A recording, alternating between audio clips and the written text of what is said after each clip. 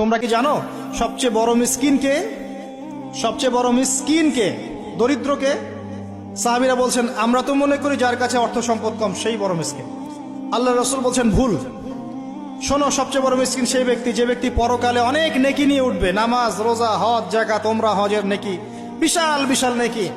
এরপরে সে দেখবে সামনে মানুষ দাঁড়িয়ে আছে, কারো গীবত করেছে, কাউকে তহমত দিয়েছে, কাউকে অপবাদ দিয়েছে, কারো টাকা চুরি করেছে, কাউকে অন্যায়ভাবে জুলুম করেছে, কাউকে পিটিয়েছে, কারো সম্পদ লুট করেছে ইত্যাদি।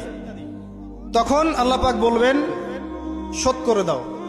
কিভাবে শোধ করা হবে? ফেরেশতারা জিজ্ঞাসা করবেন, আল্লাহর পক্ষ থেকে হুকুম আসবে এই ব্যক্তির নেকিগুলোকে ওদের আমল নামে কনভার্ট করো, বলছি শেয়ার ইট পাস করে দাও। ওটা আরো বড় টেকনোলজি হবে ইনশাআল্লাহ তাআলা। বলার সাথে সাথেই আপনার নেকি আমার নেকি দেখা যাবে চলে গেছে। নাউযুবিল্লাহ।